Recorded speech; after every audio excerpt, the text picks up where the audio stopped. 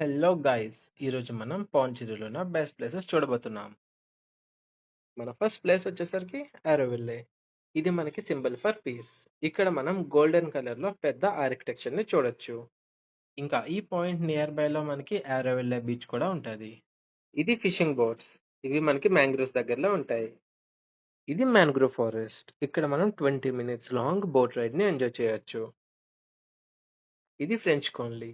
ఇక్కడ French restaurants and French structure buildings తో చాలా బ్యూటిఫుల్ గా ఉంటది. ఇది రాత్రిపూట బాగుంటది. ఇది రాక్ బీచ్. సన్ రైజ్ కి ఫేమస్.